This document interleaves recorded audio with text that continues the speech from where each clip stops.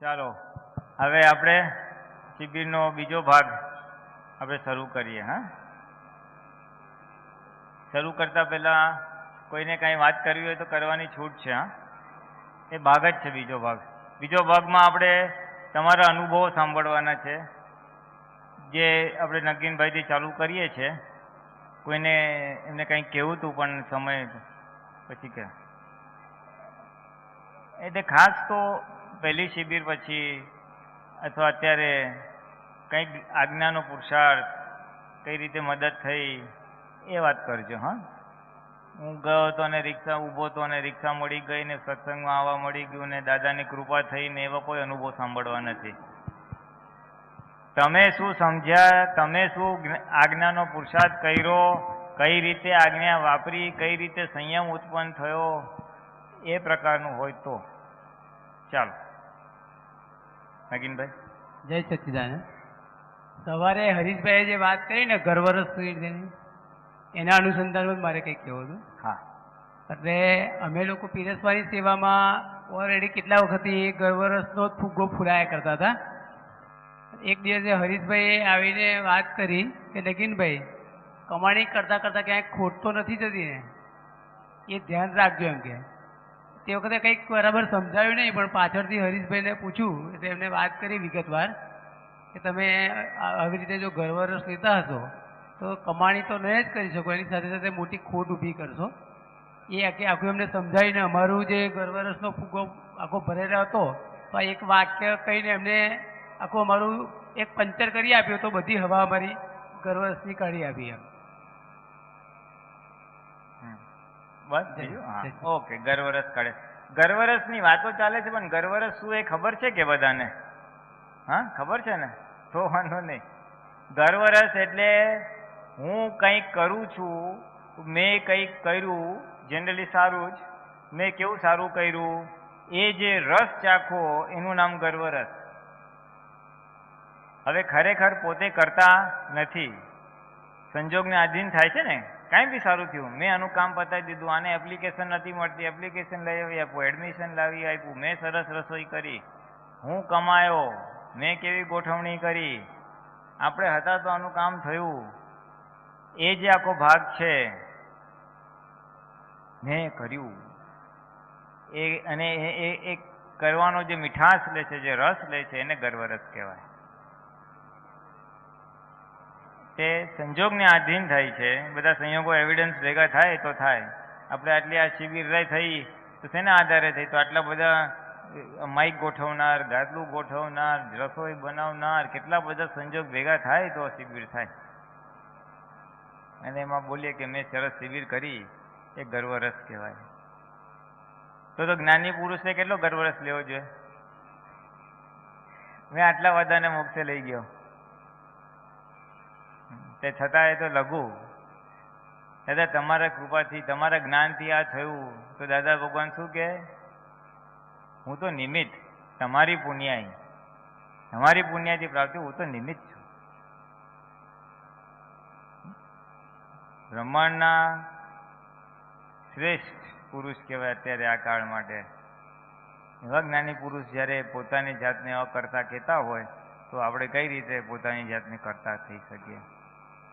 એટલે આ તો પ્રકૃતિનો જ ભાગ છે. આપણો ડિસ્ચાર્જ થતો અહંકાર આ ગર્વરસ લે છે, એને આપણે જાણવાનો છે. અને એ ગર્વરસ લે, ટેવ પડેલી છે ને, ટેવ પડેલી છે, ત્યારે આપણને ખ્યાલ આવવો જોઈએ, ઓહો તે કર્યું હતું કે સંજોગને આધીન થયું હતું, એટલે પછી એને આવી જાય.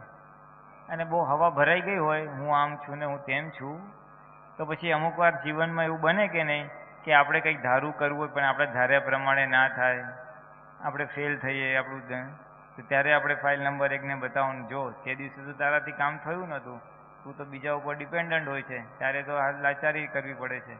એટલે એવું બતાવીએ કે જ્યાં સક્સેસ નથી ગયા, એટલે બધી હવા ભરાઈ ગઈ હોય તો નીકળી જાય. કોઈ મને કહે તમે બહુ ફાઇન સત્સંગ કર્યો, બહુ મજા આવી ગઈ, એટલે પછી આપણે કહેવાનું તને ગાતા ક્યાં આવડે છે? ગાતા આવડતું તો છે નહીં તને. એટલે પ્લસ માઇનસ કરી નાખીએ એટલે પ્રકૃતિ હવા ભરાઈ જાય નહીં ખોટે ખોટી. એટલે ગર્વરસ થાય તો કોણ ચાખે છે એને જાણીએ અને એને પછી નોર્માલિટીમાં વાળી દઈએ. આપણો આખો પુરુષાર્થ શેના ઉપર આધારિત છે?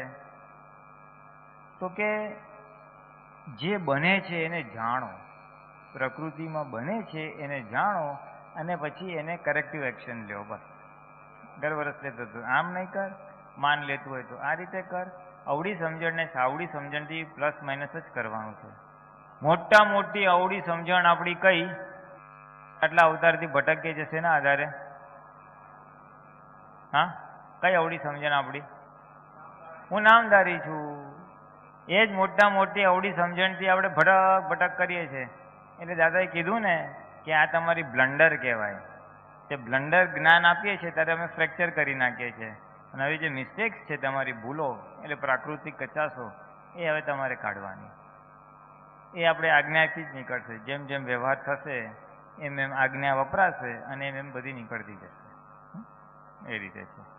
ચાલો, બીજા કોઈને કાંઈ અનુભવ કહેવો હોય તો કયો. હા, પહેલી શિબિર, બીજી શિબિર, જે બી કાંઈ કહેવું હોય, કાંઈ પૂછવું હોય તો પૂછાય બી ખરું. આપણે વાતો કરવાની છે. વાતો કરીએ એટલે ઊંઘ ના આવે, નહીં તો મગ અને રોટલી એનો પ્રભાવ બતાવશે.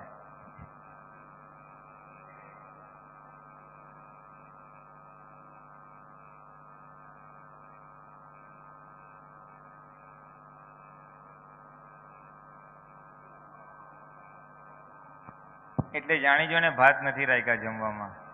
જય સચ્ચિદાનંદ. ફૂલનાનજી, આજે દાદાજીએ જે ભાગાકાર કરવાની વાત કરી છે ને વ્યવહારને જ્ઞાનથી, એ થોડું આમ સમજાવેલા. આમ માને કે મનના લેવલમાં જે સ્પંદનો ચાલતા હોય કોઈના બી સંજોગોના અધીન, એની સામે આજ્ઞા અથવા તો આ જ્ઞાનની સમજણથી એને ભાગાકાર કર્યા કરવાના. શું કે ભાગાકાર? ભાગાકાર ભાગાકાર એટલે આપણે સવારથી બોલીએ છીએ, હમણાં ના કીધું હવા ભરાઈ જાય, મેં આમ કર્યું, મેં ગર્વરસ લે, તો એને જ્યાં નથી થતું એ ભાગ બતાવવાનો, એટલે પ્લસ માઇનસ થઈ જાય. બરોબર. મેં ના કીધું કોઈ કે તમે બહુ સત્સંગ કર્યો તો મારે કહેવાનું તને ગાતા ક્યાં આવડે છે, તમને આટલું ફાઇન આવડે છે, જે નથી આવડતું એ બતાવવાનું. એટલે પ્રકૃતિ નોર્માલિટીમાં આવી જાય. અને પાછું બીજી આપણી પ્રકૃતિને કહેવાય તને તો આટલું કરે છે ને તું પોતાની જાતને કંઈક સમજે છે, તો જ્ઞાની પુરુષ આટલા બધાને મોક્ષે લઈ જાય છે, તો એને તો પોતાની જાતને શું સમજવું જોઈએ? જો એ આટલા લઘુ પદમાં રહે છે તો પછી તું કઈ જાતનો છે તે આટલું બધું શું છે એ સમજણ.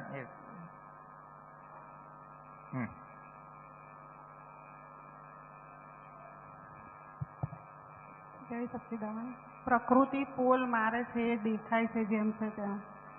કઈ કઈ ઘડી કેવી પોલ મારે છે. ઘરેથી નક્કી કરીશું કે આપણે સમાધિમાં બેસીશું જમ્યા પછી ને શુદ્ધાત્માનું રટન કરીશું, તો કશું કર્યું નહીં, અહીંયા આવીને વાતો કરી, ગપ્પા માર્યા, એ બધું દેખાયું. જય સચ્ચિદાનંદ. પ્રકૃતિ પોલ મારે છે એવું દેખાયું. ઘરે નક્કી કર્યું હતું કે લંચ હમણાં ને લંચ પછી જરાક શુદ્ધાત્મા જોશું ને એ બધું કરશું, પણ એને બદલે વાતો કરવા લાગી ગયા તો ગપ્પા મારવામાં બહુ મજા પડી ગઈ. તો કે આ માઇક લો, આ માઇક સારું છે. એમાંય પાછી પ્રકૃતિની આડે અહીંયા પ્રજ્ઞાએ ચેતવાય ખર્યા કે ત્યાં જવું નથી, બેસવું નથી ત્યાં, તો અહીંયા ઇન્ટરેસ્ટ પડેલો હતો એટલે અહીંથી ઉઠાડીને ગયા નહીં, એમ જવાયું નહીં એમ. હા, એ સરસ.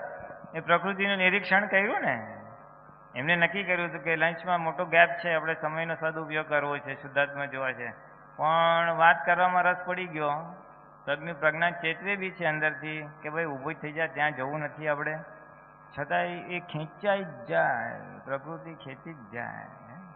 એટલે મેં કીધું ને જ્ઞાન અમુક જગ્યાએ આપણે બહુ પાકું થઈ ગયું પણ એ માનવું નહીં, કેટલી બધી જગ્યાએ હજી કચાશો છે આપણી. બસ આ ખબર પડી એટલે બીજી વાર એને ટોકવાની કે ભાઈ નક્કી કર પાકું, આવું ના ચાલે. એને ટોકવાની ને વાળવાની, ટોકવાની ને વાળવાની. ઉપાય એનો એટલો જ છે. અને આ જે પ્રકૃતિ પોલ મારે છે ને એની સામે ખરેખર તો સ્ટ્રોંગનેસ ક્યારે આવશે કે પ્રકૃતિથી વિરુદ્ધ તમે પુરુષાર્થ કરશો કંઈ બી, અને એ પુરુષાર્થ કર્યા પછી જે તમને આનંદ આવશે એ આનંદના આધારે તમે ફરીથી એ પુરુષાર્થ તરફ પ્રકૃતિ ટેકો આપશે. વાતો કરવામાં મજા આવે. હવે જૂનો અભ્યાસ છે અને પ્રકૃતિને બહુ ગમે છે એટલે કુદરતી એક ક્યાં જ ખેંચાવાની છે. મને ટીવી ગમતું હોય તો ટીવીમાં ખેંચાઈશ, કોઈને વાતો કરવામાં ખેંચાશે, કોઈને જમવામાં ખેંચાશે, શોપિંગમાં ખેંચાશે, ગમે ત્યાં ખેંચાશે. પણ એના વિરુદ્ધ એ સમય પુરુષાર્થ કરે, દાખલા તરીકે તમે શુદ્ધાત્મા જોવાનું કર્યું હોત અને પછી જે આનંદ ઉભરાત, તો ઓટોમેટિક બીજી વાર પ્રકૃતિ કે ના ચાલો આપણે આમાં વધારે ફાયદો છે, આમાં વધારે મજા આવે છે. એટલે એ જે મજા આવશે અને એના આધારે પછી પ્રકૃતિની વિરુદ્ધ જવાશે. નહીં તો પ્રકૃતિની વિરુદ્ધ જવું એટલું ઇઝી નથી. આ પ્રકૃતિની વિરુદ્ધ એ બધા પરાક્રમ ભાવમાં જાય બધું. એટલે એમ કરતા કરતા જશે. આપણને બહુ પાયાની વસ્તુ છે મતમાં, આગળની પ્રગતિ પુરુષાર્થને આધીન છે અને પુરુષાર્થ ત્યારે જ તમારો ટકશે અથવા વધશે તે પુરુષાર્થ કર્યા પછી આપણને આનંદ આવે. જો તમને એ આનંદ આવશે તો વધારે એ પુરુષાર્થ કરવા પ્રત્યે આપણી અંદર પ્રેરણા થશે. અને મજા નહીં આવે તો એ 4 દિવસ ટકશે નહીં થાય. ઘણા લોકો શિયાળામાં નક્કી કરે છે ને, ચાલો મારે સવારના પોરમાં ઉઠીને ચાલવા જવું છે, વજન ઉતારવું છે, 5 વાગ્યાનો અલાર્મ મૂકશે ને પરાણે તે લેડીઝે તો હોશે ઉઠી જશે, બીજે દિવસે પરાણે ઉઠશે, ત્રીજે દિવસે ઉઠશે, 5મા દિવસે બંધ કરી જવા દે, મજા નથી હોતી, કષ્ટ પડે છે, તકલીફ પડે છે. પણ એ ઉઠ્યા પછી ફ્રેશનેસ લાગ્યું, મજા આવી, કરવા જેવું છે તો ઓટોમેટિકલી થશે. અથવા તો પ્રકૃતિને બતાવવું પડે આનંદ જો કેટલો ફાયદો થયો, કેટલો ફાયદો થયો. દરેક પુરુષાર્થી આમ તો ઇન્સ્ટન્ટ રિઝલ્ટ અને થાય જ છે. તમે ખાલી શુદ્ધાત્મા જોવાનું રાખો અડધો કલાક, એટલો આનંદ ઉભરાશે ને કે થશે ચલો આ કરીએ. તમે કોઈને સાથે અથડામણ થઈ, પ્રતિક્રમણ કરી લ્યો તો અંદર એટલી ઠંડક થશે ને, અને સામેનો માણસ સારી રીતે વાત કરશે આપણી સાથે, એ જોઈને જ હળવાશ લાગશે ને થશે ચલો પ્રતિક્રમણ કરવા જેવું છે. એટલે કોઈ પણ પુરુષાર્થ આપણને રિઝલ્ટ તો તરત આપવાનું જ છે, પણ એ રિઝલ્ટ આનંદ આવે અને વારંવાર આપણે આપણી પ્રકૃતિને એ રિઝલ્ટ બતાવ કરવું પડે. એક છે જે આપણો નિશ્ચય હોય ને, વ્યવહારનો સ્થૂળ હોય, મારે સવારે વહેલા ઉઠવું છે, મારે વિધિ કરવી છે, અથવા આપણી આજ્ઞાનું કોઈ બી પુરુષાર્થ હોય, એ પુરુષાર્થ શરૂ કરવાનું હોય ને ત્યારે જ કંટાળો આવે. જેમ સવારે ઉઠીને વિધિ કરવાનું નક્કી કર્યું છે, વિધિ કરું, શિયાળામાં તો ખાસ બને, વિધિ કરવું છે, હા ઊભું થાઉં છું, 5 મિનિટમાં ઊભા થાઉં છું, 5 મિનિટ ઊભું થાઉં છું, પણ 5 મિનિટ પછી 50 મિનિટ ક્યારે થઈ એ ખબર નથી પડતી. એ ચાદરમાંથી હાથ પગ બહાર નીકળતા નીકળતા દમ નીકળી જાય છે. અથવા મારે આ નથી કરવું તો ત્યારે શું કરવું? તો ત્યારે એ પુરુષાર્થ કરવાથી, એટલે કે મારે સવારે ઉઠીને વિધિ કરવાથી શું ફાયદો થાય છે એ આપણી જાતને બતાવવું પડે. હવે એ ફાયદો આપણી જાતને બતાવું છું, વિધિ કરીશ, કેટલી ફ્રેશ થશે, દિવસ સારો જશે, જાગૃતિ થશે, તો પટાક કરીને ઊભું થઈ જવાશે. વિધિ એટલે ભગવાન સાથે તાર જોડવો. બધાને ભગવાનને નમસ્કાર કરો તો બધા સાથે તાર જોડાઈ જાય કે નહીં નમસ્કાર વિધિમાં?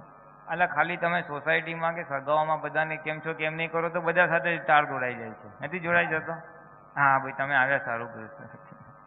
તો આ તો બધા બ્રહ્માંડના શ્રેષ્ઠ પુરુષો સાથે તાર, ભગવાન સાથે આપણી કોન્ટેક્ટ છે હો, ગમે ત્યારે કામ લાગશે.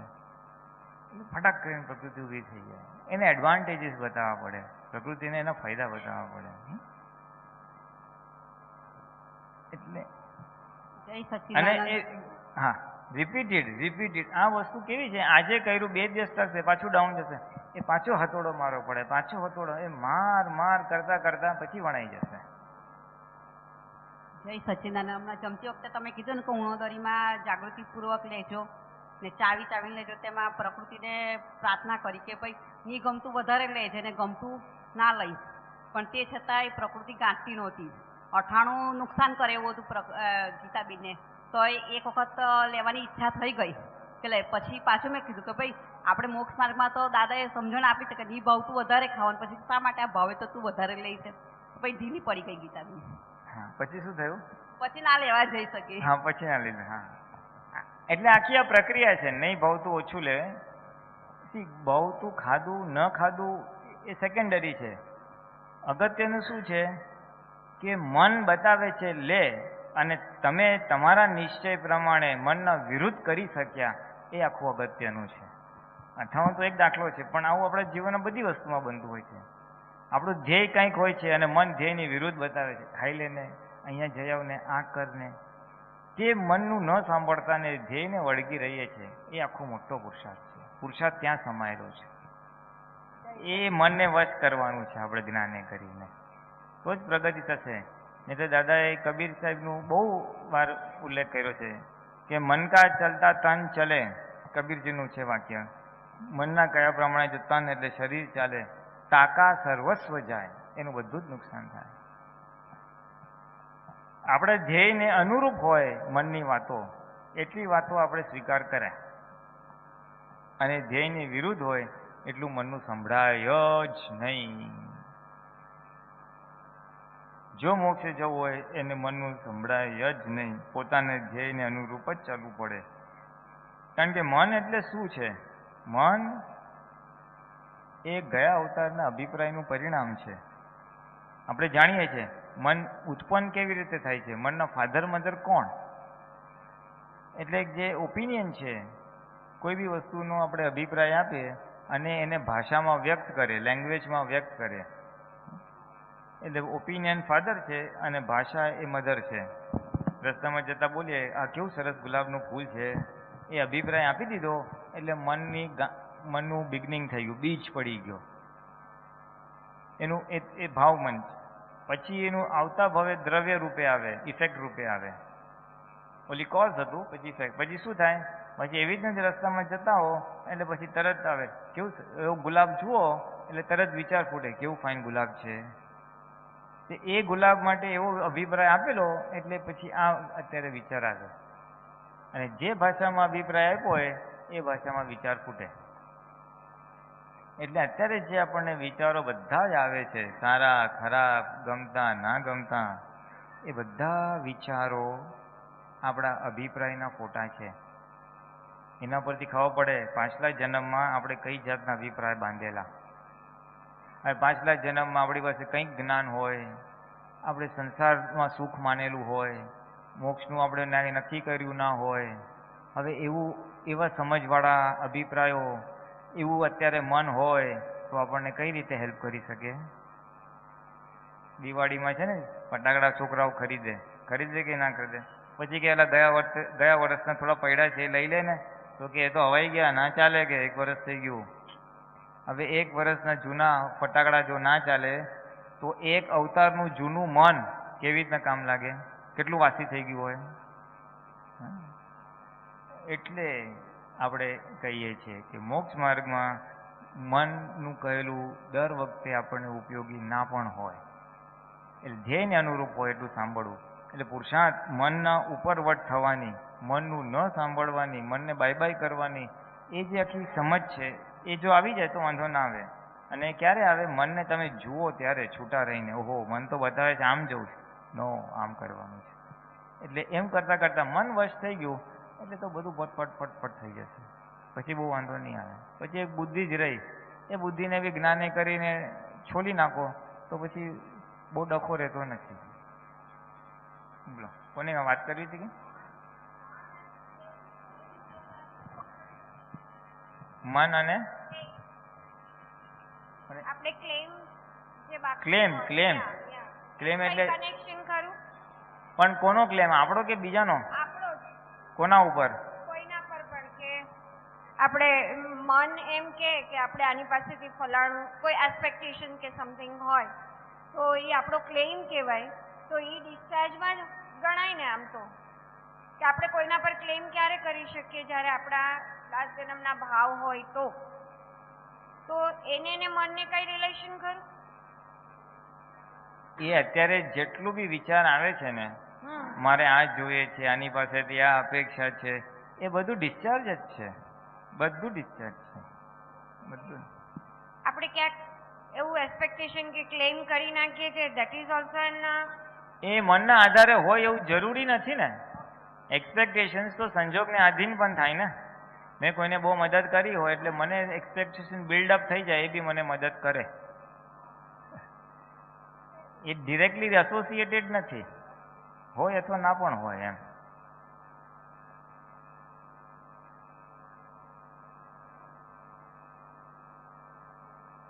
બીજા કોઈને કંઈ કહેવું?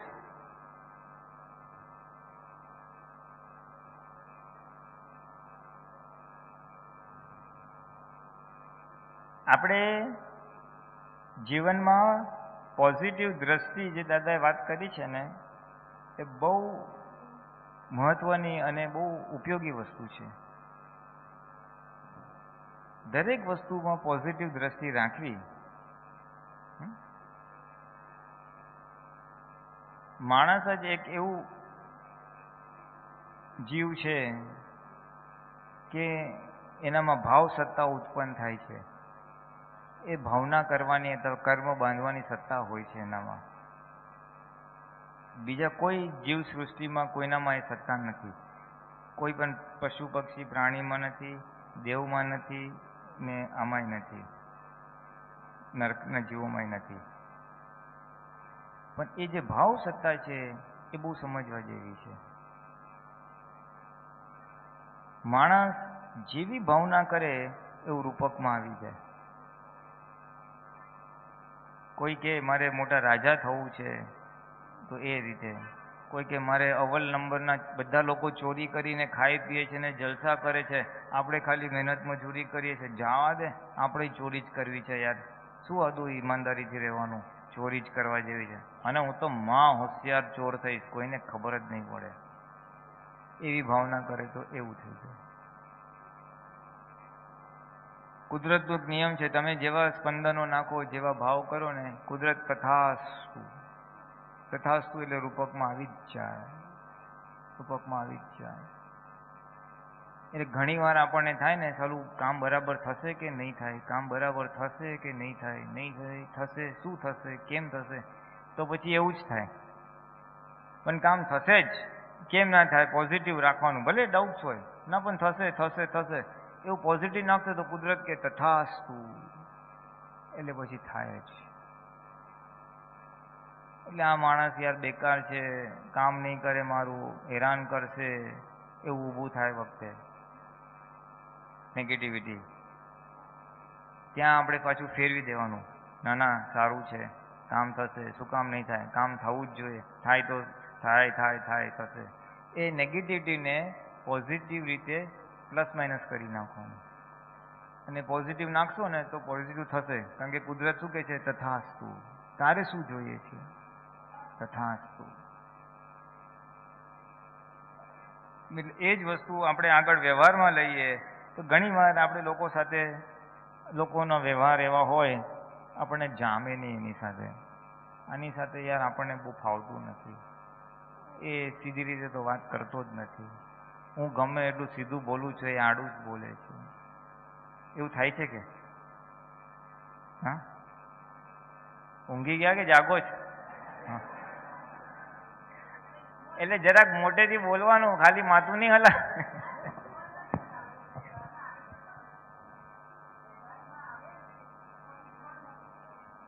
હા, ઇન્વોલ્વ નથી થતા એ જાગૃતિનું પરિણામ છે કે આપણે એટલું તન્મયાકાર પરિણામ નથી. સાઈડ પર ખસી જઈએ આપણે, એ સારું કહેવાય. એટલે જ્યારે એવું થાય ત્યાં એ જ પ્લસ માઇનસ કરવાનું છે, ના એ તો સારું છે, મને ફાવશે. ગમે એટલો માણસ ભેદ પાડતો હોય, જેને આપણે ચીકની ફાઇલ કહીએ, એટલે આપણને થાય જવા દે, હું તો ત્રાસી, આપણે એની સાથે હવે વ્યવહાર કટ જ કરી નાખવો છે, જોતું જ નથી.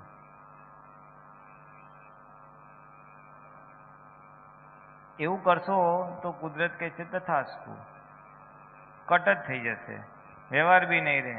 પણ રહેશે શું? તો એના પ્રત્યે દ્વેષ, એના પ્રત્યે ડિસએડજસ્ટમેન્ટ, એના પ્રત્યેનો અણગમો. તો વિતરાગતા ક્યારે ખુલ્લી થશે? અને મોક્ષે જવાનું તો વિતરાગતાની વાત કરીએ અને અભેદતાની વાત કરીએ તો બેવનો વિરોધાભાસ થાય છે. એટલે ગમે તેવું હોય, આપણી સાથે ગમે એટલી દુશ્મનાવટ રાખતો હોય, આપણી સાથે ગમે એટલો વ્યવહાર બરોબર ના કરતો હોય, છતાં આપણે તો એક જ રાખવું, મારે તો એની સાથે અભેદતા રાખવી છે ભાઈ, મારે ભેદ પાડવો નથી, વન વે ટ્રાફિક, એને જે કરવું એ કરે, પણ હું તો ભેદ પાડીશ નહીં. અને મારી શું ભાવના છે, ભવિષ્યમાં ગમે ત્યારે પણ આપણે તો અભેદ થઈ જવું છે. એવી કુદરતમાં આપણી એક ભાવના હોય, આપણા એવા સ્પંદનો હોય, એનું પરિણામ શું આવે? તથાસ્તુ. આજે નહીં તો કાલે, 1 વર્ષે નહીં તો 5 વર્ષે, ગમે ત્યારે ભવિષ્યમાં તમે અભેદતાની ભાવના નાખી છે એટલે અભેદતા ઉત્પન્ન થાય, તમારે ને એ માણસ વચ્ચે અભેદતા ઉત્પન્ન થાય, એવા સંયોગો નિર્માણ થશે, એવા સંયોગો આવશે, ગમે તે બનશે, કંઈક વ્યવહાર બનશે, કોઈક વચ્ચે માણસ આવશે, ફલાણું ઢીકણું પૂછડું ગમે તે થશે, પણ તમારી સાથેનો જે ભેદ છે એ ભેદ નીકળી જશે અને તમે એની સાથે અભેદ થઈ જશે, કારણ કે એવી ભાવના નાખી છે. આ બધી પ્રકૃતિની જ વાત કરીએ છીએ, આ બધી વ્યવહારની જ વાત છે, વ્યવહારમાં જ અટકેલા છે. એક અવળી સમજણથી ભેદ પડ્યા છે, એને જ સવડી સમજણ આપવી, આપણી જ ફાઇલ નંબર 1 ને એ સવડી સમજણ આપીએ છીએ તો એ ભેદ તૂટી જાય છે. અને આ જ વસ્તુ ચરણવિધિમાં દાદા ભગવાને મૂકેલી જ છે. મને અને સર્વે કલ્યાણ મૂર્તિ સંકિતધારી મહાત્માઓને તીવ્ર જ્ઞાન દશા પ્રાપ્ત થાવ, સંપૂર્ણ અર્પણતા પ્રાપ્ત થાવ, સંપૂર્ણ અભેદતા પ્રાપ્ત થાવ, અભેદતા પ્રાપ્ત થાવ. અને પછી શું? દરેક મહાત્માઓ પાસે, દરેક મહાત્માઓ માટે કરાવી છે, મને અને સર્વે કલ્યાણ મૂર્તિ સંકિતધારીને આ બધું પ્રાપ્ત થાવ. કેટલી મોટી કલેક્ટિવ પ્રાર્થના છે આ. એક જણ ભાવના કરે, શિબિર સારી થાય, ને 10 જણ ભાવના કરે ને તો કુદરતમાં બહુ મોટા વાઇબ્રેશન્સ જાય અને રૂપકમાં આવે. આ રેકી લોકો જાણते, એ લોકો રેકી જાણે છે, એ લોકોને ખબર છે, એક જણ રેકી આપે ને 10 જણ રેકી આપે ને તો બહુ ઇફેક્ટ આવે એને.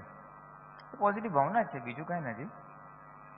એટલે દાદા ભગવાને આ મૂકી દીધેલું કે મને અને સર્વે મહાત્માઓને તીવ્ર જ્ઞાન દશા. આપણને જરૂર હોય કે ના હોય, દાદાએ કીધું આટલું બોલશે તું બાપા, બોલીશ તો એક દિવસ ઊભું થશે. વિધિ તો અક્ષરે અક્ષર વાંચીને બોલી જઈએ છે, પણ એની સમજ કેટલી છે એની પાછળ. એટલે મને અને સર્વે કલ્યાણ તીવ્ર અભેદતા પ્રાપ્ત, એટલે બધા સાથે હું જેના સંપર્કમાં આવું છું, જીવ માત્ર સાથે અભેદતા.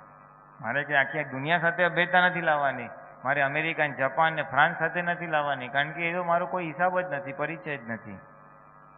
પણ મારા પરિચયમાં આવનારને હરેક સાથે, અને વધારે વિશેષ ભેદ જે હોય ત્યાં એ જે નજીક જ હોય તે.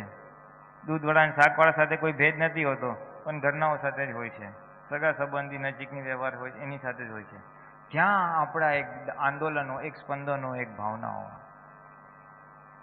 અભેદતાનો નાખ્યા જ કરવાનું. એ જેટલો ભેદ પાડે એ ભેદ પાડે એ પાડે, પણ આપણે તો નાખી જ દેવાનું. ચરણવિધિ બોલતા હોય ને એટલે એ વાક્ય આવે ને, મને અને સર્વે, ત્યારે એ 2-4 ચહેરા યાદ કરી દેવાના કે આ લોકો સાથે અભેદતા થઈ જાઓ.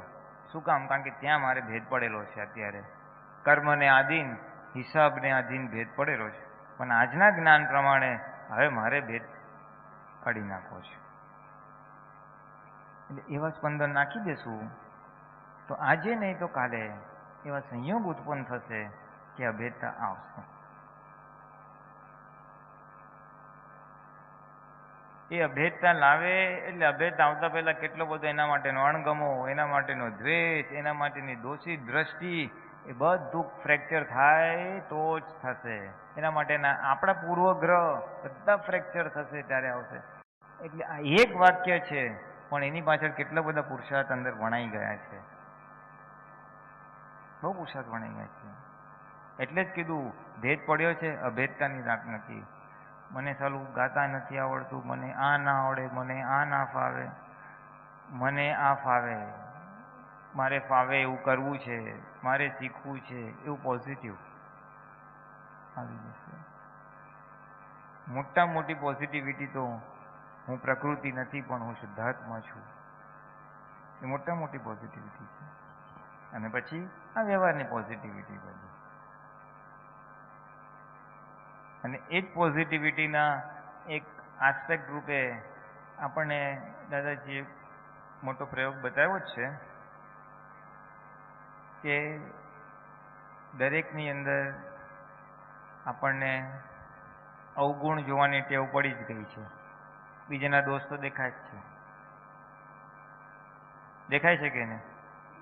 Very easily. દાદા ભૂલ કરી. આજ્ઞામાં કેવું છે, બીજા બધાના ખાસ દોષ જોવા, રોજ ક્રોધ કરવા, તો આજ્ઞા સહેલાઈથી પડાઈ ગઈ હોય. અઘરું છે નહીં? એટલે દાદા કે તું બીજાનો પોઝિટિવ ગુણ જોજે, એનામાં જે સદગુણ છે એ તો જો, અવગુણ તો જોયા, સદગુણ પણ જો. અને એના માટે દાદા દાખલો સરસ આપે છે કે જો આપણે રસ્તામાં જતા હોય અને કંઈ ખાડો બીડો દેખાય અને ગંધારી વાંસ મારે છે, ગટર બટર જેવું હોય, એકવાર ખાણું ખોલીને જોયું, ઓ રા તો ગટર છે, બંધ કરી દે.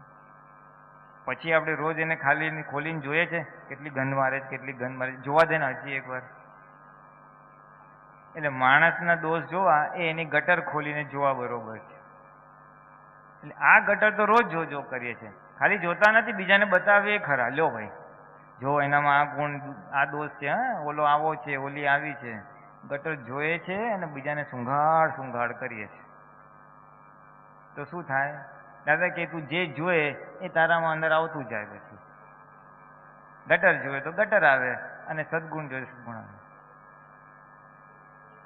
મહેમાન તરીકે કોઈના ઘરે ગયા હોય, દીવાનખાનામાં આપણે પહેલી વાર ગયા હોય, આવો બેસો, આવું હા પાણી લઈને, તો પાણી લેવા ગયા હોય ત્યાં સુધી આપણે શું કરીએ? એનું ટીવી જોઈએ ને, બુકકેસ જોઈએ ને, સોફા જોઈએ ને, ખુરશી જોઈએ ને, એ જોઈએ.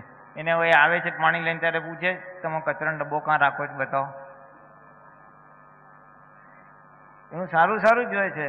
યાર આના કપ રકાવી બહુ સારા છે, આપણે લેવા જેવા છે, તો બહુ સારો છે, ક્યાંથી લીધો, કેટલામાં લીધો?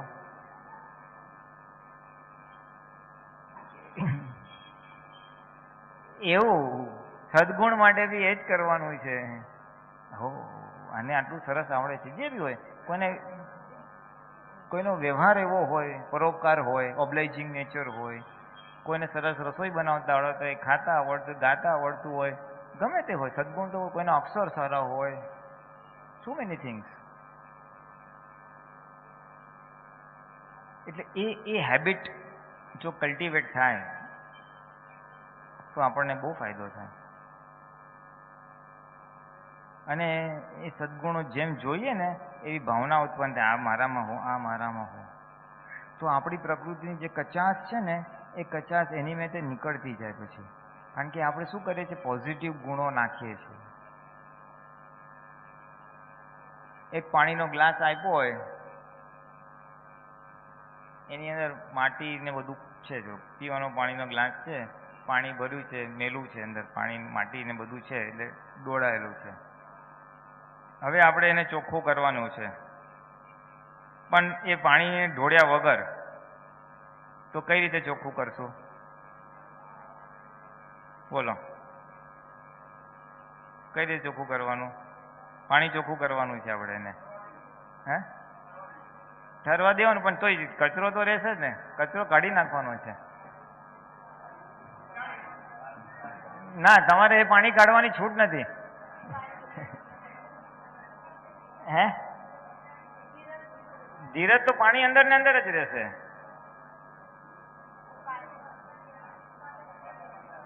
કચરો કાઢવાની છૂટ નથી, પાણી કાઢવાની છૂટ નથી તમને. ફટાકડી નાખશો તો પાણી નીચે, કચરો તો નીચે જ રહેશે, ઉપર ચોખ્ખું થઈ જશે. ઉકાળવાનું તો માટી ક્યાં જશે?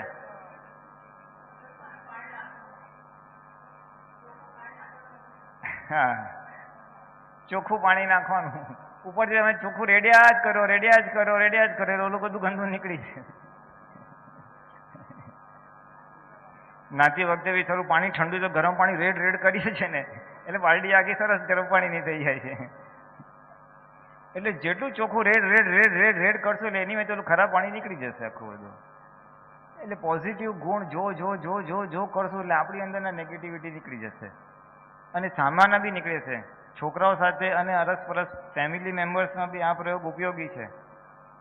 આપણને નોર્મલી બધાને દોષ દેખાતા હોય છે, ઓલો સમજતો નથી, ઓલી સમજતી નથી, આવો છે ને તેવો છે, અને એ જ એના પર દ્રષ્ટિ પડે એટલે આપણે વધારે અકળાઈએ છીએ. પણ એનામાં શું પોઝિટિવ છે એ જો કરીશું ને અને એના વખાણ કરીશું ને તો એ ઓટોમેટિકલી એ પોતાના કચરા કાઢતો થશે.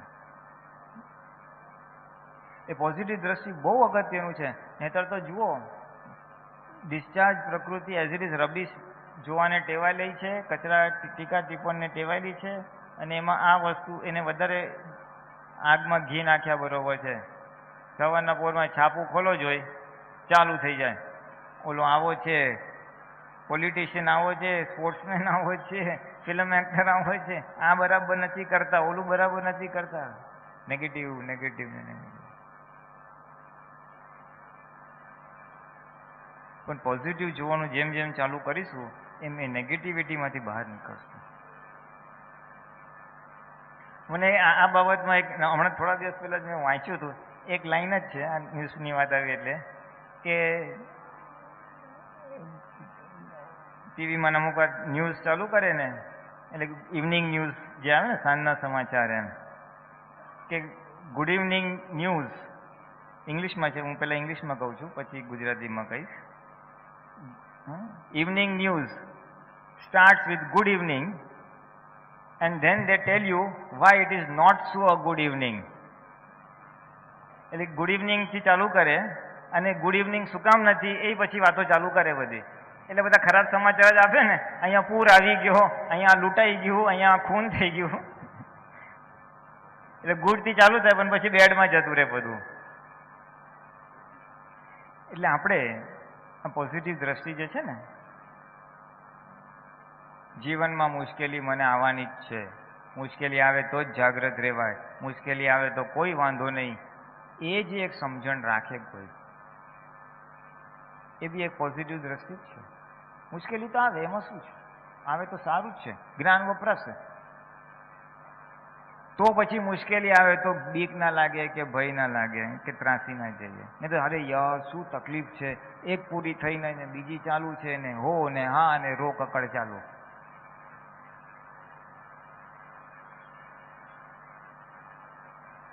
એટલે આ તો થોડીક પોઝિટિવ દ્રષ્ટિની વાત નીકળી એટલે મેં થોડી વાત કરી. બીજા કોઈને કંઈ કહેવું હોય તો કહેવાની છૂટ છે વચ્ચેથી. પોઝિટિવ દ્રષ્ટિ અને સદગુણ ઉપર ખાસ દ્રષ્ટિ રાખવાની છે આપણે બધા. કોઈને કાંઈ અનુભવ હોય તો કહેવું હોય તો કહેજો.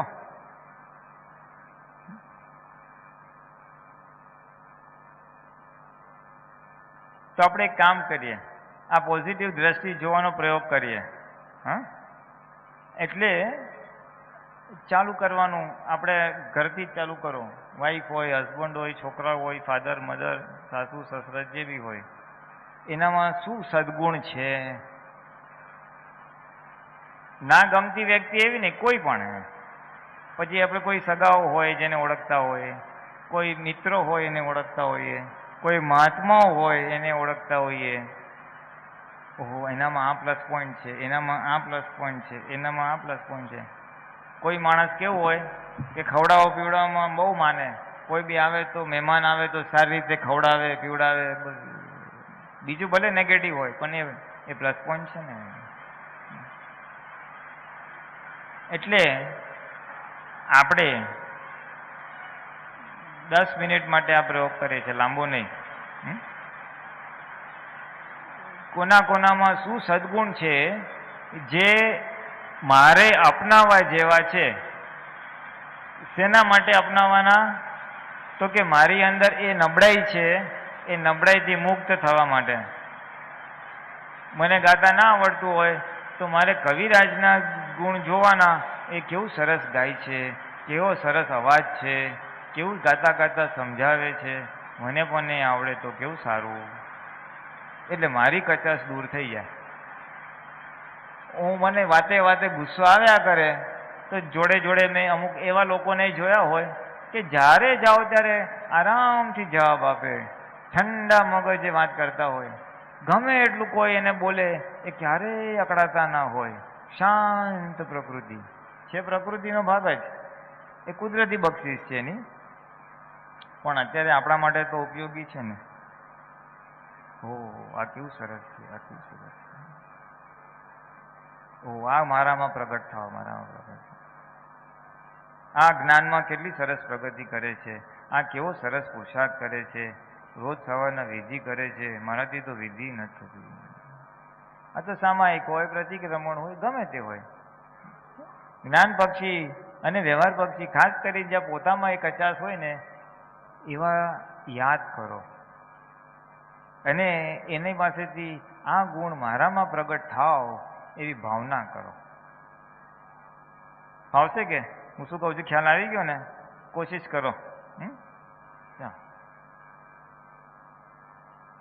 હે દાદા ભગવાન, હે કનુ દાદાજી, અમને બીજાના સદગુણ જોવાની પરમ શક્તિ આપો. જય સચ્ચિદાનંદ. હવે જોવાનું ચાલુ કરો. જય સચ્ચિદાનંદ.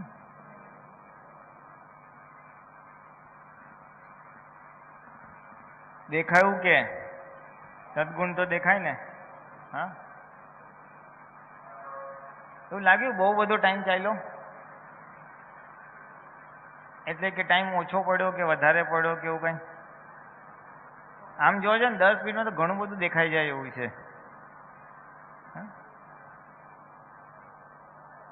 ચાલો કોઈને કંઈ કેવું હોય તો કયો. શું? હા બોલો, માઇક આપજો. આ બાજુ ક્યાં છે? સદગુણ જોવા એટલે જોડે જોડે ભાવ પણ થઈ જાય. હા, એ કરવાનું છે એનામાં. હવે આ પ્રયોગની પાછળનો આશય સમજાવું. બધા સદગુણો કંઈ માગવાનું નહીં, ખાસ તો એ સદગુણો જે માગવાના છે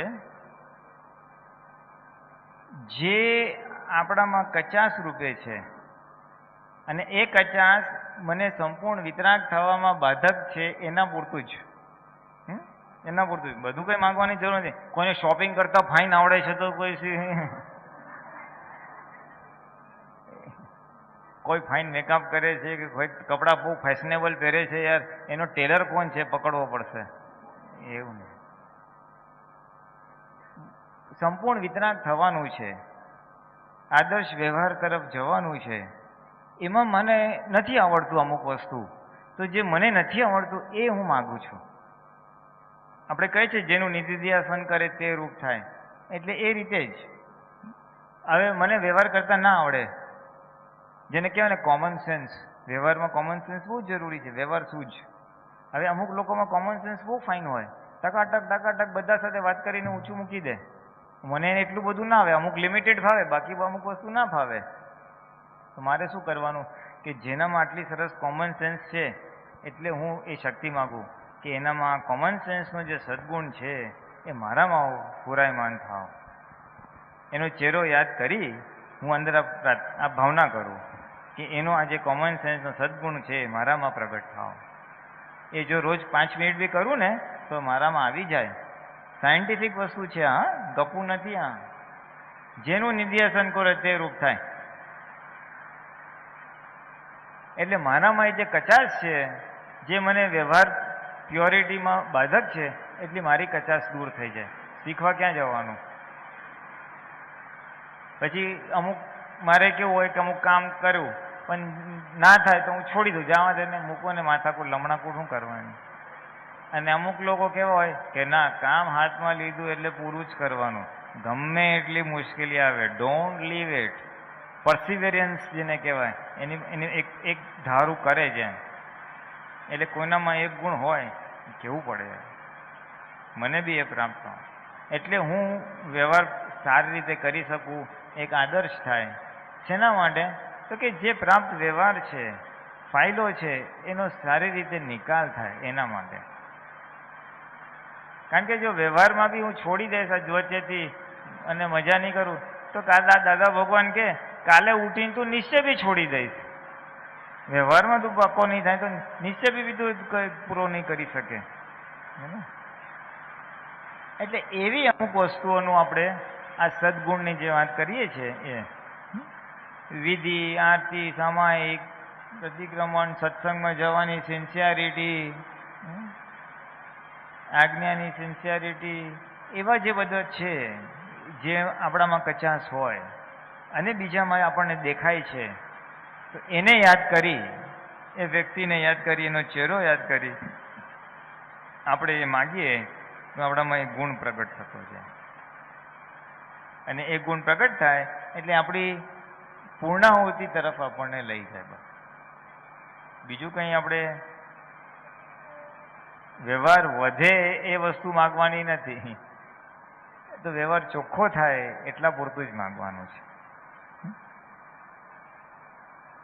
હવે મને કહો, કોઈએ કાંઈ માગ્યું હોય કે તમે શું કહેતા હતા? તમે કાંઈ કહેતા હતા ને સુમિત્રાબેન? હા, આપો. અત્યારે વ્યવહાર બધો અમારે જેની સાથે ખરાબ જે સ્વભાવ થયો ને જે કંઈ બન્યું એ બધું અત્યારે દેખાયું.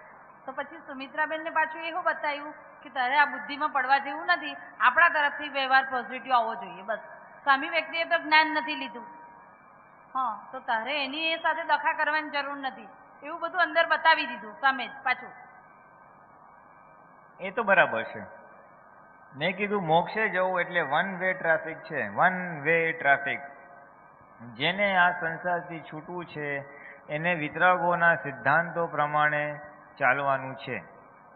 સામેની વ્યક્તિ એ ચાલે કે ના ચાલે, એને વિતરાગ થવું હોય તો એ પ્રમાણે ચાલવું છે. એ બહુ પાયાની વાત છે. જેમ એન્જિનિયર કે ડૉક્ટર થવું હોય તો જે ભણાવે ભણાવે, પછી મારો ફ્રેન્ડ પિક્ચર જોવા ગયો અને બીજે ગયો અને ત્રીજે ગયો, એ ના ચાલે. એ રીતના વિતરાગ થવું હોય તો વિતરાગોના સિદ્ધાંતો પણ. એટલે આજ્ઞા જે વાત કરે છે તે આ જ છે.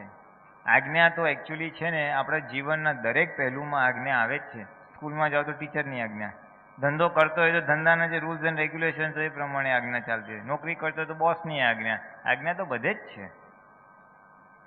આજ્ઞા એટલે બીજું કાંઈ નથી, એક સિદ્ધાંતો મૂકી દે છે આપણી સામે કે આ સિદ્ધાંતની વચ્ચે અથવા આ સિદ્ધાંતને અનુરૂપ તમે લોકો વ્યવહાર કરજો. એટલે એ બી વન વે છે. લોકો ગમે તે કરે પણ મારે તો આ જ કરવાનું છે. લોકો કરે છે એની જવાબદારી પર, એના પરિણામ એ ભોગવશે.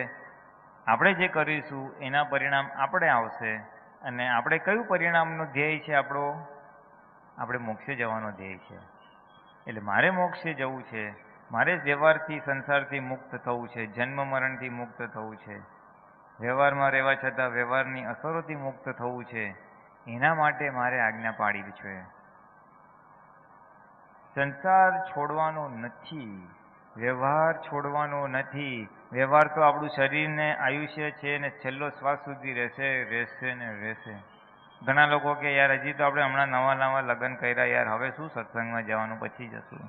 પછી છોકરાઓ થાય, હજી છોકરાઓ યાર જવાબદારી કેટલી, સ્કૂલ કોલેજ ભણાવવું પડે, ખબર જ છોકરાઓને ટાઈમ નથી. પછી મોટા થશે, પછી એના છોકરાઓ થશે, એના છોકરા થશે, ઓલ બી જવાબદારી વધી જશે, બેબી સિટિંગનું કામ આવશે. તો આત્માનું ટાઈમ જ નહીં મળે. વ્યવહાર તો જીવનના છેલ્લા શ્વાસ સુધી રહેવાનો જ છે. પણ પ્રાપ્ત વ્યવહારમાં જ આપણે આત્મપક્ષે આપણું કામ કાઢી લેવાનું છે. અને કંઈ અઘરી વસ્તુ નથી. જે બી વ્યવહાર છે, જે બી ફાઇલ છે, એને સાચી સમજણથી નિકાલ જ કરવાનું છે. મારે કમ્પલસરી નોકરી છે, મારે કમ્પલસરી વ્યવહાર છે તો છે, એમાં પછી રડારડ નથી કરવાનું. પણ શુદ્ધાત્મા જોતા જોતા કરો ને કોણ ના પાડે છે? એને ફાઇલ સ્વરૂપે જોઈને કરો ને કોણ ના પાડે છે? એમાં વિતરાગ ભાવે કરો ને કોણ ના પાડે છે? થંડર એન્ડ વંડર કંઈ નથી કરવાનું. દોષિત દેખાય તો તે નિર્દોષ જોજો, એટલું જ કહેવાનું છે. એટલે આજ્ઞા એ જીવન જીવવાની એક દ્રષ્ટિ છે, એ કોઈ સ્પેસિફિક કામ નથી. તમે કામ કરો છો એમાં કરનારો જુદો છે અને હું જુદો છું, ખાલી એટલું જ રાખવાનું છે. પછી ક્યાં વાંધો છે? ભલે ને ગમે એટલો વ્યવહાર હોય, ગમે એટલું હોય, હિત રાખતા રાખવી છે, એટલો ભાવ કરો, બસ શું થઈ ગયું? એટલે આજ્ઞા વણાતી જાય અને ત્યાં અટકો, એ વ્યવહાર કરતા કરતા આ વખત અટકો, ત્યાં સત્સંગમાં આવીને બેટરી ચાર્જ કરાવી જવાની. બેટરી ચાર્જ કરાવી એટલે સાચી સમજણ મેળવી લેવાની કે સાલું આવું થાય છે ત્યારે શું કરવાનું, હજી તો મને એના પર બહુ ચીડ આવે છે તો શું કરવાનું, મારે તો ટીકા નથી કરવી પણ બીજા બધા કરે છે એટલે હામાં હા થઈ જાય છે તો મારે શું કરવાનું, એવું પૂછી લેવાનું છે, બીજું શું છે. It is not difficult. હા, કોઈને પૂછવું છે કંઈ? કોઈને કાંઈ વાત કરવી હોય તો કરજો. હા, એટલે એક સમજ જ છે, બીજું કંઈ નથી, જસ્ટ સમજ. અને એક અવળી સમજણથી પ્રકૃતિ ચાર્જ થઈ છે, એને સવડી સમજણથી આપણે ડિસ્ચાર્જ કરી નાખીએ છીએ, બીજું કંઈ નહીં. એ સંપૂર્ણ એક્ઝોસ્ટ કરવાની છે પ્રકૃતિને, કમ્પ્લીટ એક્ઝોસ્ટ. એક્ઝોસ્ટ ક્યારે થાય? જ્યારે મન, વચન અને કાયા ઉપયોગપૂર્વક નિર્જરા પામે. એટલે કે આપણે જોઈને જાણીને જ્ઞાતા દ્રષ્ટા રૂપે આપણે નીકળે તો એક્ઝોસ્ટ થયું કહેવાય. એટલે વાણી નીકળે છે ને જોઈ, વિચાર આવે છે ને જોયા, વર્તન થાય છે ને જોઈ તો ખરી પડ્યું. એટલે એ જાગૃતિ આપણે ખાલી કેળવવાની છે. ઓછા વત્તા અંશે થાય છે, અમુક જગ્યાએ ચૂકાઈ જાય છે તો પાછળથી જોઈ લઈએ, બીજું કંઈ અઘરું કંઈ જ નથી, બહુ સહેલું છે. પણ એ નિશ્ચય હોવો જોઈએ, આપણો ધ્યેય હોવો જોઈએ. યસ,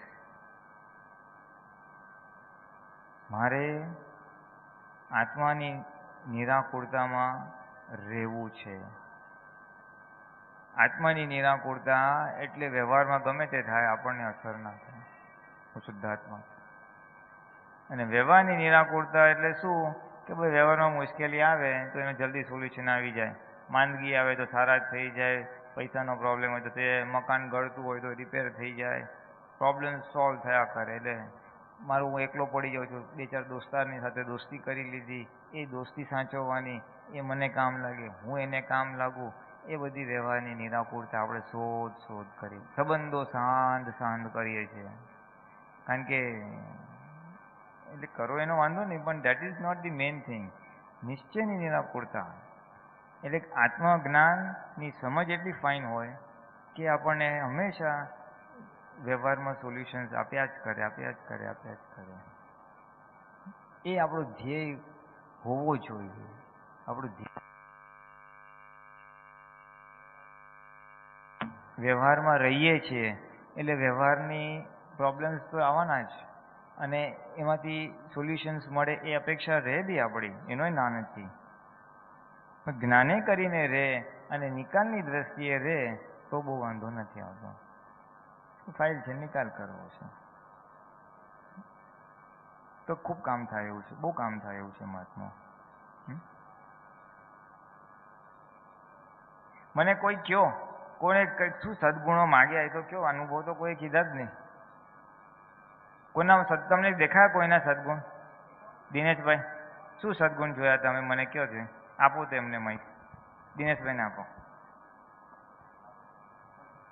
અરે બહુ શીખવા મળશે, જુઓ તો ખરા.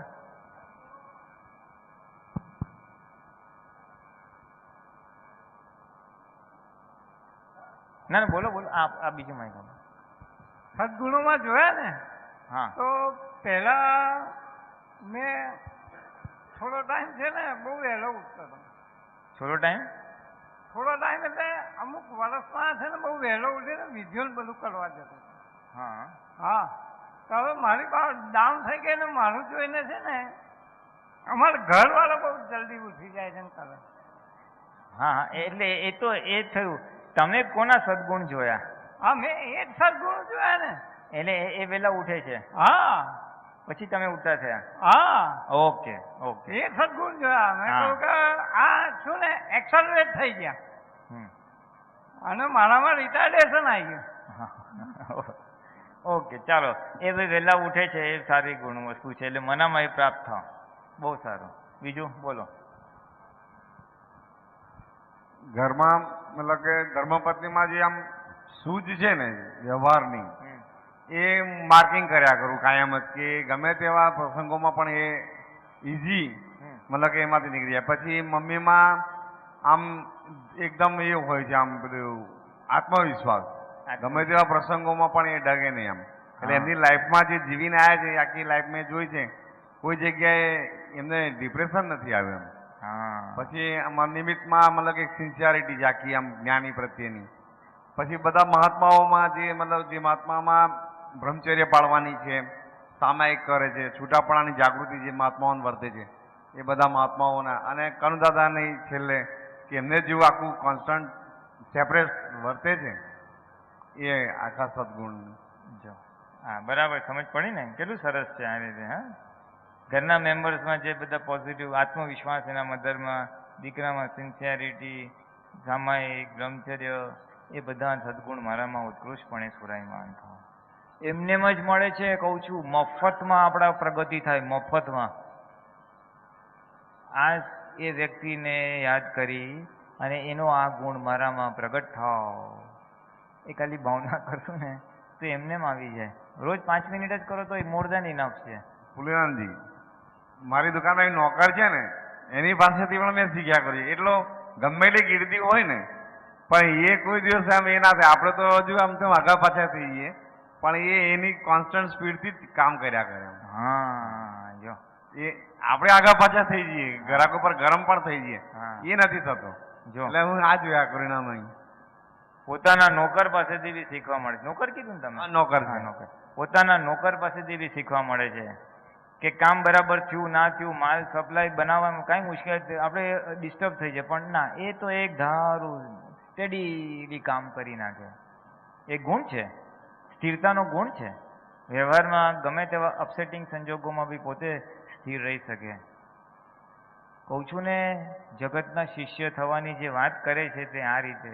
કેટલા બધા આપણે માને હું હોશિયાર, હું પૈસાવાળો, મને આમાં આવડત છે, આનામાં હું આવડત છે. આમ જોવા જાઓ તો દુનિયામાં બહુ બધા હોશિયાર છે આપણા કરતાં.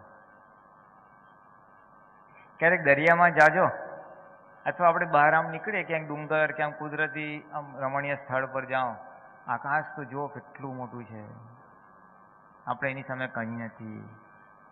ક્યારેક દરિયામાં કોઈ જવાનું થયું જ કે નહીં ખબર નહીં, ક્યારેક બોટ કે શિપમાં તમે દરિયામાં જાઓ ને તો ખબર પડે કેટલો વિશાળ છે, અને ત્યાં તો ફફડાટ થાય, જો જરા કામ થયું તો ગયા. આ તો આપણો જે અહંકાર છે ને, આઈ એમ સમથિંગ, એ બધું નોર્માલિટીમાં લાવે. યુ આર નથિંગ કુદરતની સામે.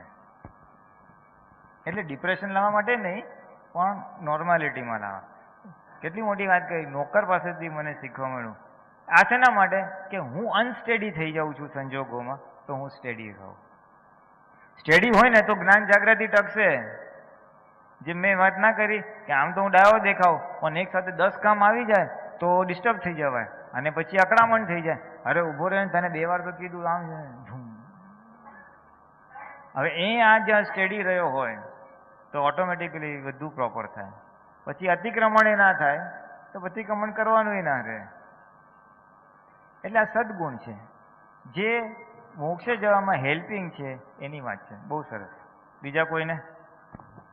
જય સચ્ચિદાનંદ. મારા સાસુ છે ને, એમના માટે એમના સદગુણ દેખાયા કે આટલા વર્ષથી હું મેરેજ કરીને આવી તો એમનું સાસુ પણ કોઈ દિવસ નથી બતાવ્યું. એટલે એમના પાસેથી બસ એ જ પ્રાર્થના છે કે એવી રીતે મારીથી પણ રહેવાય, એના માટેની પ્રાર્થના કરી. કેટલી મોટી વાત છે. બોલો કે મારા સાસુ છે પણ એમને ક્યારેય સાસુપણું બજાવ્યું નથી, મા તરીકે જ રહ્યા છે. એ કેટલું મોટું સ્પર્શ કરી જાય. બોલો. પછી મારાથી એવો વ્યવહાર થઈ જાય એમની સાથે, પણ તો એમની સહજતા કે સરળતા કોઈ દિવસ તૂટે નહીં કે એણે મને આવું કીધું કે કોઈ મોડું પણ એમનું બદલાય નહીં, એવું ને એવું જ રહે. કેટલી મોટી વાત છે કે મારાથી એમને અવળો વ્યવહાર થઈ જાય કંઈ બોલવા ચાલવામાં, પણ છતાં એ ક્યારે નારાજ થાય નહીં, એની સહજતા તૂટે નહીં કે તું આવી છે કે તું આમ બોલે છે. નો, ઇટ અપીલ્સ, ઇટ અપીલ્સ. આપણે બોલીએ છીએ ને વન વે ટ્રાફિક, આ વન વે ટ્રાફિકનો ઉગાડો દાખલો છે કે વહુએ ગમે તેવો અનાપ વ્યવહાર કર્યો હોય પણ સાસુએ ક્યારેય ખોટું લગાડ્યું નથી, સાસુએ એનો વ્યવહાર બગાડ્યો નથી. અને એ જે વ્યવહાર બગાડ્યો નથી આટલા વર્ષોથી, એનું આજે અમને હૃદય કબૂલ કરે છે. યસ, આ એનો પ્લસ પોઈન્ટ છે. એટલે સાસુએ એ બાબતમાં તો જીતી લીધું ને મન. એટલે આપણે બી એ રીતે જ જીતવાનું છે બધાનું મન. જગત જીતવાનું છે તે આ રીતે. જ્ઞાની પુરુષ દાદા ભગવાને જે જગતને જીતીને બેઠા તે આ રીતે જ. અમે લોકોએ ગમે તેવો વ્યવહાર કર્યો હશે, મહાત્માએ ગમે તે કર્યું હશે, પણ એમને એમની વિતરાગતા ક્યારેય છોડી નથી. એમને કાયમ પ્રેમ જ આપ્યો છે. બસ તારું કલ્યાણ થાવ, તું લઈ જા, તું સુખી થા. મને યાદ છે કેટલા બધા ડિસ્ટર્બિંગ સિચ્યુએશન્સમાંથી દાદા ભગવાન ગયા હશે. આજે અમે જ્યારે સત્સંગ કરીએ છીએ અને સત્સંગમાં જઈએ છીએ અને મહાત્માઓનો વ્યવહાર જોઈએ છે ને, ત્યારે અમને થાય છે આવું આટલું આપવા બેઠા છે, આટલું કહેવા બેઠા છે, સાંભળતા નથી, સાંભળતા સાંભળતા મોઢું આમ કરી નાખે છે, ઓલું કરે છે. ત્યારે આ થાય તો મેં કીધું દાદા ભગવાનને તો કેટલું થતું હશે યાર, કેવા કેવા લોકો મળ્યા. એને તો બિગનિંગ કર્યું છે અક્રમ વિજ્ઞાનનું, 5 લોકોથી શરૂ કરેલું, બિલકુલ અણસમજણ. હાલો વિતરાગ શું ને મોક્ષ શું ને તીર્થંકર શું, જેને કંઈ જ ખબર નહીં એવા પટેલો સાથે સત્સંગ કરી કરીને ઉચકેલા છે, તો એમને તો કેટલું બધું દુઃખ પડવું હશે. આમ એટલે લાગે એમ કે પડી નથી, 14 લોકના નાથ પ્રગટ થયા છે અને તું આવું વ્યવહાર કરે છે. ત્યારે એટલે એ શીખવાનું છે કે આપણે બી એવી રીતે પ્યોર થતા જશું તો આપણો બી એની મેં તે પ્રભાવ થશે અને સામાનું હૃદય જીતી લઈશું. પછી મહાત્મામાં જોઈએ તો જે સાસુઓનો છે અહીંયા વ્યવહાર જોઉં ને તો મને મારો વ્યવહાર બહુ જ ખટકે છે કે તું આવું કેમ કરે છે એમ. એટલે એ મહાત્મા પાસેથી શીખવા માટે તે ઘડી જ્યારે જ્યારે પણ જોઉં ને ત્યારે દાદા પાસે શક્તિ મગાય કે મને આ લોકો જેવી રીતે રહેવાય એવી શક્તિ આપો એમ. જો કેટલી મોટી વાત છે કે વહુ તરીકે જે મારો આદર્શ વ્યવહાર હોવો જોઈએ એવું નથી રહેતો, અને જ્યારે બીજા મહાત્માઓને જોઉં છું અને એમ થાય કે આ કેટલું સરસ એના સાસુ સાથે વ્યવહાર કરે છે, મારાથી કેમ નથી થતો, એટલે એ ગુણ મારામાં થાય. વ્યવહાર આમ જ શીખવાનો છે. દાદા ભગવાને બહુ એક સરસ વાત કરી હતી અમને કે વ્યવહાર હંમેશા જોવાથી જ શીખાય. કોઈને પણ શીખામણ આપતી હોય તો એ જોવાથી જ થાય, બોલવાથી નહીં. છોકરાઓને કે ભાઈ તું આ કર, તું આ ના કર, ને સાચું ને ખોટું, એટલી અસર નહીં થાય જેટલું એ વડીલોને એ રીતે કરતા જોશે. વડીલોને શાંતિથી જવાબ આપતા જોશે તો એ શાંતિથી જવાબ આપશે. વડીલોને જે રીતે વ્યવહાર કરતા જોશે એટલું જ એ શીખશે, અને શીખવાથી જ જોવાથી જ શીખાય. અમે લોકો બી એ દાદાનો આખો ટોપ મોસ્ટ અને આદર્શ વ્યવહાર હતો એનાથી જ ખેંચાયેલા અને આકર્ષાયેલા હતા અને જકડાયેલા હતા. અને એ જ ભાવના હતી કે આ અમે બી એવા થઈ જઈએ, અમે બી એવા પ્યોર થઈ જઈએ. અને એક પ્રત્યક્ષ દાખલો હોય તો કેટલા બધા જણને એક એક્ઝામ્પલ રૂપે કામ લાગે. એટલે આપણે એ જ કરવાનું છે. આપણે ટુકડા ટુકડામાં કરવાનું છે. દાદા ભગવાનમાં એકમાં 1000 ગુણો હતા, આ તો 1000 તો કહું છું પણ એટલે બહુ ઓલરાઉન્ડ હતા એમ. અને આપણે શું કરવાનું છે કે જેની પાસેથી જે સદગુણ છે એ પાર્ટ્સ એન્ડ પીસીસમાં બધા પાસેથી ટુકડા ટુકડામાં લઈ લેવાનો છે આપણે. ઓહો એનામાં આ ગુણ છે, જે મેં કીધું ને સેલ્ફ કોન્ફિડન્સનો, ગમે તે મુશ્કેલી આવે આત્મવિશ્વાસ ડગે નહીં, અહીં સાસુપણું ક્યારે બચાવ્યું નથી અને આદર્શ વ્યવહાર કર્યો છે, એ એમનો વ્યવહાર છે. આજે એક ભૂમિકા છે, એક પત્નીની ભૂમિકા છે, એક વહુની ભૂમિકા છે. એ વહુની ભૂમિકામાં જે એમને કચાશ જણાય છે આજે દાદાના જ્ઞાનના આધારે આદર્શ વ્યવહાર હોવો જોઈએ, કશાય રહિત વ્યવહાર હોવો જોઈએ, પણ છતાં અણગમો ઊભો થાય છે સાસુ માટે. આ તો દાખલો લે છે, સાસુ હોય કે XYZ ઘરની વ્યક્તિ હોય, જેના માટે અણગમો ઊભો થાય. એ અણગમો દૂર કઈ રીતે થાય એ એમની ઝંખના છે. આપણું આજ્ઞા, દાદાનું જ્ઞાન એ તો છે જ, એ અમુક અંશે એમને લઈ જાય છે, આગળનું નથી જવાતું. એટલે સીધું જોઈને શીખાય, ઓહો આ કેવું સરસ કરે છે, આનામાં આટલી સ્થિરતા છે ને, આનામાં આ છે ને, મને બી આ શોર્ટકટ છે. એટલે એ વ્યવહારનું વ્યવહારથી થાય. વહુએ કઈ રીતે વહુ જેવું બનાવવું એ દાદા ભગવાન કહી ના શકે, એના માટે કોઈ એક ચેપ્ટર લખ્યું નથી. એટલે છે અમુક અંશે, પણ એ જોઈને કરે તો બહુ ફાઇન થઈ જાય. એટલે આપણે બી આ સદગુણની જે વાત છે એ આ રીતે આખું આપણે લેવાનું છે. નેગેટિવિટી અથવા દોષ જોવાની જે પ્રેક્ટિસ પડી ગઈ છે એ આપણી અંદર છે, એને તોડવા માટે, એને કાઉન્ટરેક્ટ કરવા માટે પોઝિટિવ જોવું બહુ હેલ્પ થશે. એટલે એનાથી એક તો નેગેટિવિટી દૂર થઈ જાય. મને કોઈ માટે દ્વેષ ઊભો થાય ને, યાર કેવો બેકાર ચાલે, સમજતો જ નથી. ખાવાનું જ્યારે જો ત્યારે એટલું જ મૂકે, થાળી તો ચિતરેલી હોય જમીન ઊભો થાય ત્યારે. હવે જ્યારે હું જોઉં ત્યારે મને એના માટે નેગેટિવ ઊભું થાય. શું કરવાનું? ના પણ યાર આ માણસ બહુ સિન્સિયર છે યાર. કોઈને બી મદદ માટે માગો ને તો ક્યારે બી ઊભો રહે છે. રાતના 12 વાગે બી જાઓ તો ઊભો રહે છે. બહુ સારું છે. હવે એ સદગુણ હું જોઉં એટલે આ માઇનસ થઈ ગયો. બધું પ્રકૃતિનો જ ખેલ છે. આ તો ખાલી પ્લસ માઇનસ કઈ રીતે કરવાનું એ જ શીખવાનું છે આપણે. એટલે એના માટે અહોભાવ રહે, એના માટેનો તિરસ્કાર ભાવ મારો નીકળી જાય. એટલે ઘરમાં બી એ જ છે, કોને શું આવડે છે એ જુઓ અને એના પર ફોકસ કરો તો જે નથી આવડતું કે એની જે કચાશ છે એને લઈને જે અણગમો ઊભો થાય છે એ આપણી અંદરનો અણગમો દૂર થશે. જો હરીફરીને આ બધું શેના માટે? પોતા માટે જ કરવાનું છે. મારી અંદરનો અણગમો દૂર કરવા માટે આ કરવાનું છે, ઓલાને ડાયો કરવા માટે નહીં. ઘણા લોકો કે મારા છોકરાને બહુ સમજાવું છું, તમે થોડી વાત કરજો ને, એ સત્સંગમાં આવે એવું કરી આપો ને, ખચેડ કરશે એને. શું કામ?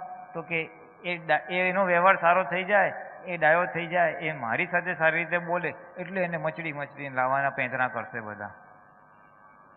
એવું બીજા માટે નથી કરતું. દાદા કહે ને, તું સુધર, તું સુધરીશ તો દુનિયા એની મેં સુધરી જશે.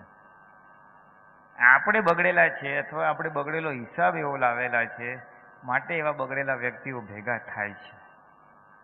માટે રિપેરિંગ આપણે કરવાનું છે, આપણી અંદર કરવાનું છે. આ પંખા છે બધા, હવે આ પંખાને બંધ કરવું હોય તો શું કરવું જોઈએ દશરથભાઈ?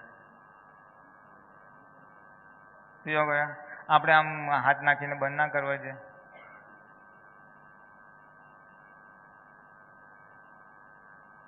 તો વ્યવહારમાં આપણે છે ને એ જ કરીએ છીએ.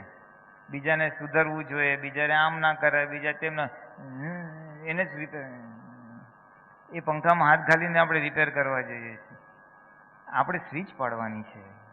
જેમાં પંખાની સ્વિચ પાડો તો ઓટોમેટિકલી ધીમો થાય કે બંધ થાય. એવી જ રીતે કોઈ માણસ વ્યવહાર બરાબર ના કરતો હોય તો આપણે સ્વિચ પાડવાની છે. કઈ સ્વિચ પાડશું અને ક્યાં હશે સ્વિચો? ક્યાં હશે બોલો? એ સ્વિચ ક્યાં છે? આ તો પંખાની સ્વિચ અહીંયા છે, આ વ્યવહારની સ્વિચ ક્યાં હશે? આપણી અંદર જ છે, આપણી અંદર જ છે. અને આપણી સ્વિચો અહીંયા પાડવાની છે, એને બદલે આપણે બહાર પાડ કરી. તું આમ નહીં બોલ, તું આમ નહીં કર, તું આવો છે તેવી છે. એ ઓછું હોય તો બીજા જેને કહે ઓલો છે ને જો આવી છે, ત્રીજાને વાત કરીશું. અલા એ બધાને રામાયણ મહાભારત કરીને એનું તો મગજ ગયું છે, આપણું મગજ કાટ ખાઈ જાય છે. અને જો તપી ગયું હોય આપણું મગજ એટલે પછી ઉભરો ત્રીજા પર નીકળે, જે હાથમાં આવ્યું હોય. એ તો અનુભવ છે જ ને. બહાર કોક સાથે ઝઘડો થયો એટલે ઘરમાં જે હાથમાં હોય એના પર ઉભરો નીકળે, ધૂમ કરે. એટલે વ્યવહારમાં પણ સ્વિચો આપણી અંદર પાડવાની છે. અંદર પાડવી એટલે આપણે આપણી સમજણ ગોઠવવાની છે. અકર્તા, નિર્દોષ, એનું કલ્યાણ થાવ, પ્રતિક્રમણો કરીએ જે યથાયોગ્ય સંજોગ હોય અને સિચ્યુએશન પ્રમાણે આપણે એ પુરુષાર્થ આપણી અંદર. કારણ કે જે બહાર આપણને આપણી આજુબાજુ બહાર જે સંજોગો ભેગા થયા છે ને એના જવાબદાર કોણ? તો પછી સ્વિચ બી આપણે જ પાડવાની હોય.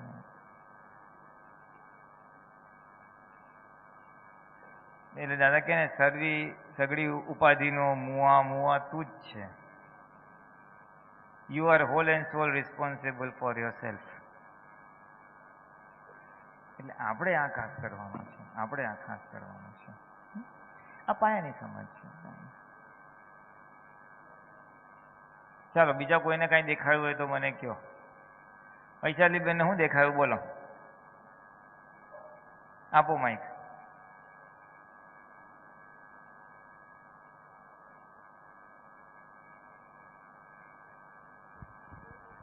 એક મિનિટ એમને વાત કરી લેવા દો, પછી ગીતાબેન વાત કરો.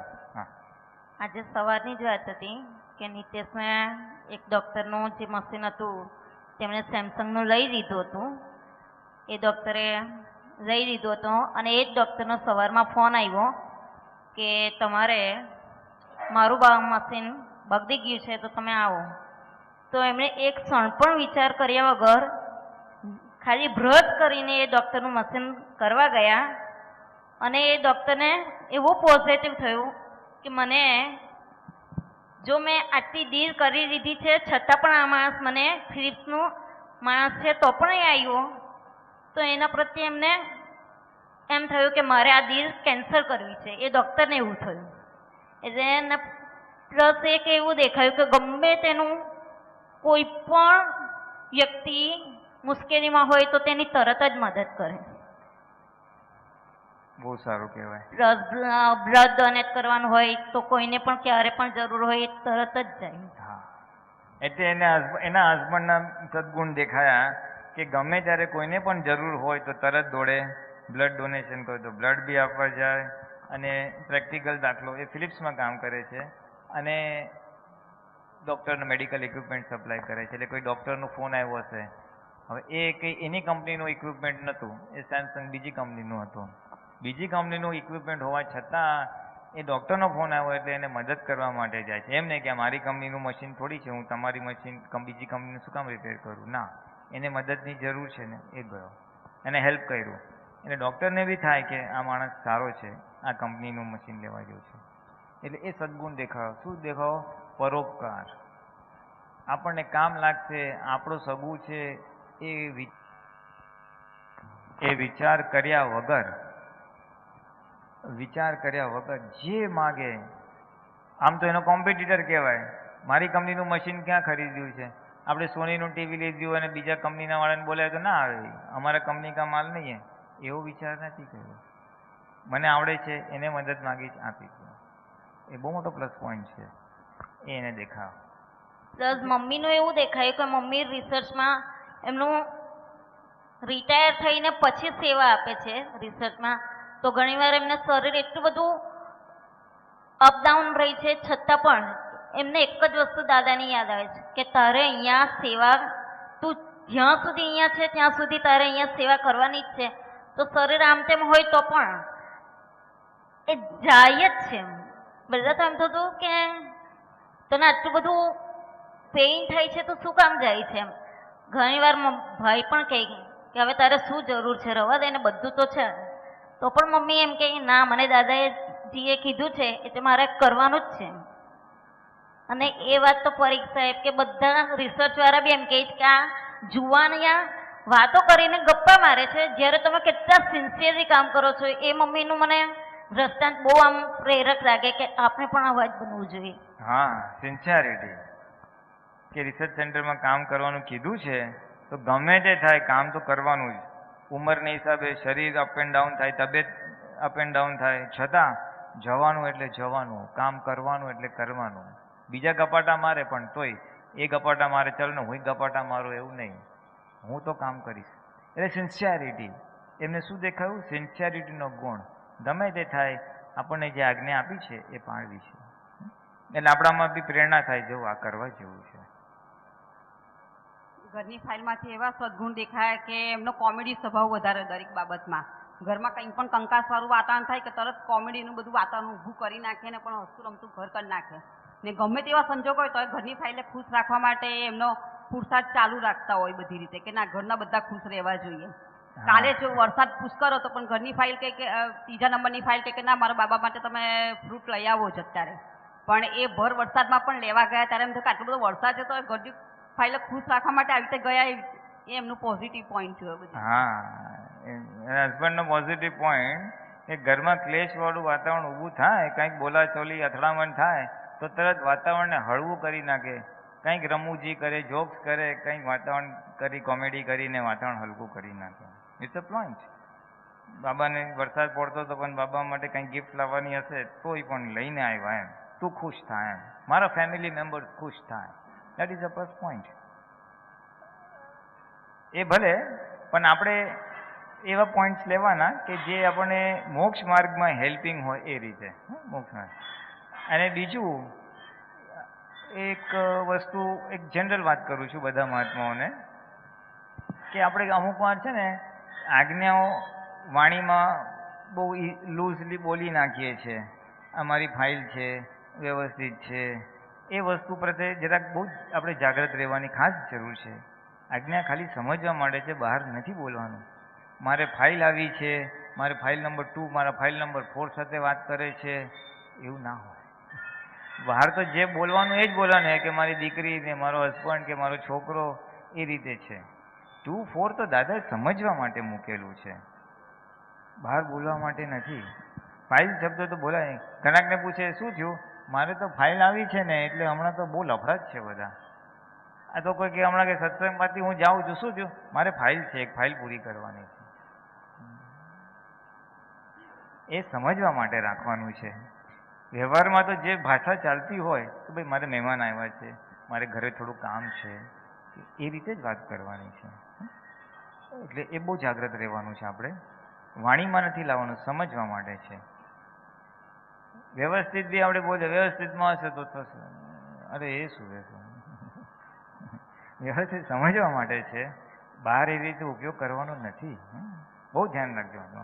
રિલેટિવ રિયલમાં તો સારું છે, શુદ્ધાત્મામાં બહુ દુરુપયોગ નથી. પણ આ ફાઇલ ફાઇલ ફાઇલ તો સવાર બપોર સાંજ એટલું બધું જીભે ચડી ગયું છે લોકોને. મને ફાઇલે આમ કીધું, મારી ફાઇલ આમ કરે છે. હું એક જણને ત્યાં ગયો તો ફાઇલે આમ કર્યું, પછી મેં આમ કર્યું, પછી ફાઇલ આમ કરે છે. મેં તો કઈ ફાઇલ કોની સાથે શું કરે છે એ સમજ ના પડે.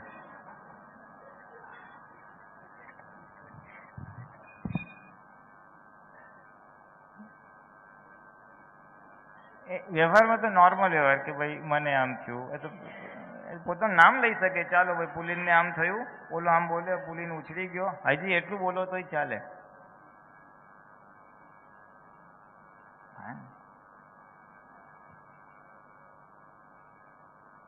ભલે મહાત્મા હોય, બહાર તો તમે બોલશો તો બહુ બદલ જ થઈ જશે. કોઈ સગા સાથે જો આ બધું કરશો તો એ કહેશે આ લોકોનું કંઈક ગયું લાગે છે.